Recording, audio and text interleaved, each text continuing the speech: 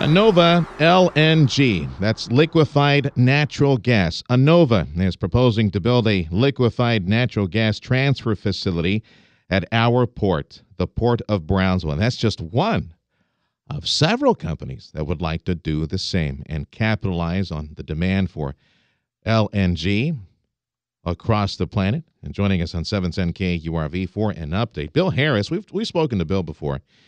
He's with Annova LNG.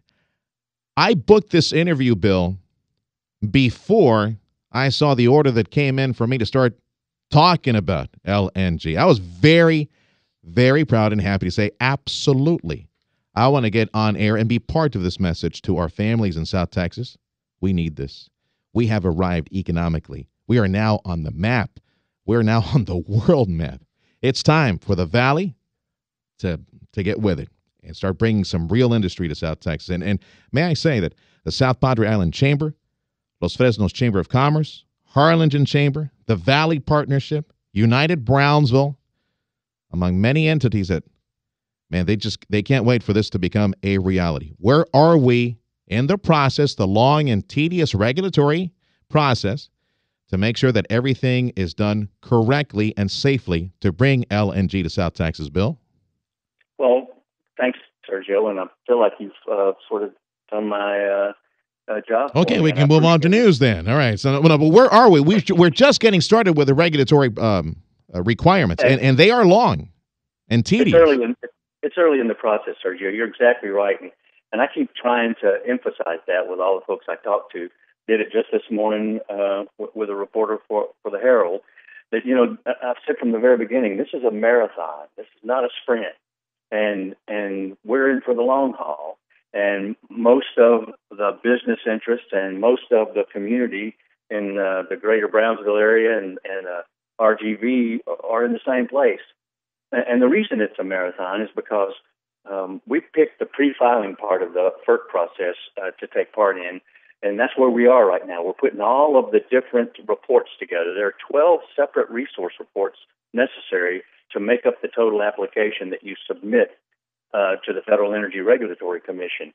And we're planning to do that at the first of next year, so that we're working through the pre-filing process, putting all of these drafts together, working with FERC to look at those things and make sure that when we actually submit the application, that it's in good shape for them to now take their process on, which is an 18 to 24-month process. So you can see why we say it's a marathon. And in the meantime, our experts are working with hundreds of experts from dozens of regulatory agencies, not just FERC, but like you said, the Texas TCEQ, the U.S.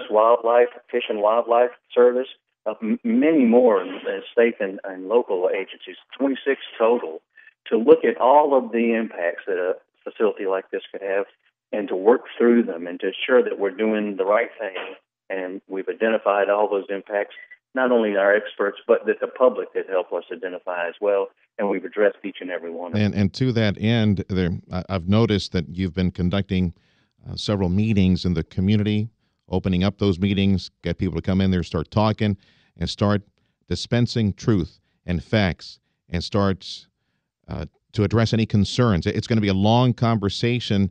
Are you posting a list of those meetings somewhere, like in a one-stop shop where people know where to go and who to talk to and to do a follow-up in the future? That's a pretty good idea, Sergio. Okay. We have a very current website, and we're upgrading it right now. So I'm going to make that suggestion to the team. So one-stop shop. Yeah, that'd be good. One-stop shop. That's a good idea. Keep it open, keep it transparent, keep talking. Joining us on 710 KURV, Bill Harris from Annova LNG. That's liquefied natural gas, looking to set up shop in Brownsville. Bill, Tim Sullivan here. And despite all the support behind you, you are beginning to see some backlash, some opposition, not only from local environmental groups, but local municipalities. We saw this week that the communities of Laguna Vista, South Padre Island, their town councils have passed resolutions in opposition to these LNG plants. How do you plan to address that now official type of opposition? Well, those are non-binding agreements passed by city councils, and you know, we think they're pretty extreme positions based on how early it is in this process. And the resolutions, if you go and read them, are all based on inaccuracies and incomplete information. And like I said at the beginning, this is a marathon, not a sprint. And the way that we serve the community best is to have a robust debate about LNG, not a short circuit of public conversation using fear tactics and misinformation. That's not what we're about. And we're disappointed that that's where some of the local cities went. Do you plan What's to address inaccurate within those resolutions? What's false and inaccurate? The representation of opposition for Nova and other LNG interests in the valley are representing these facilities as refineries or petrochemical plants, and they're not. They're simple repackaging organizations that take natural gas, make it a liquid so that it's easy to store and transfer, store it until one of the custom-built ships that transports LNG comes, fill it up, and take it to a customer. It's that simple. As you work your way through this long-haul federal permitting process, how many more public hearings do you figure, open houses, public hearing type of things, do you figure you're going to be holding? Well, we're sort of open for business. Everybody that's reaching out to us to come and talk to them, we're picking up and trying to make sure that we have the right person to come speak to the right audience. There will be other open houses associated with Nova LNG. And I don't have those scheduled yet, but we'll certainly get the word out to where those are going to be, and they'll be open to the public, just as the one that we had in April was. There's a message that you're putting out there talking about a $2 billion investment in our economy. Permanent jobs are going to be paying on average $70,000 a year. Now, is that just you? Is that just Annova? Because I know there are at least two other LNG firms that want to set up shop here as well. Well, that's all I can talk to. Annova is the company. That's just you, right? That's it? Yeah, I'm working with. So the other ones would be several $1 billion more if they come to this area.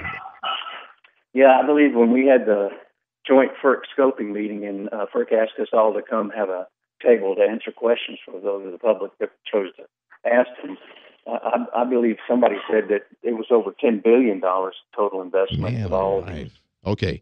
Now, for folks who want to contact you or get a conversation going, because, as folks, we're going to have a lot of questions. How do they get a hold of you? Who do they talk to, or what website? Where do they go to start having this conversation? AnovaLNG.com. AnovaLNG.com. All one word, all lowercase. And they can either ask a question there or register their support there or ask that they're looking for a speaker, and folks will get right back to them. All right, my man. It's AnovaLNG.com, ANNOVA-LNG.com. We will have a conversation. We're scheduled to have a conversation with our Brownsville Mayor, Tony Martinez, about this as well, coming up. And may I say, environmental attorney Tony Martinez, who brought SpaceX to South Texas.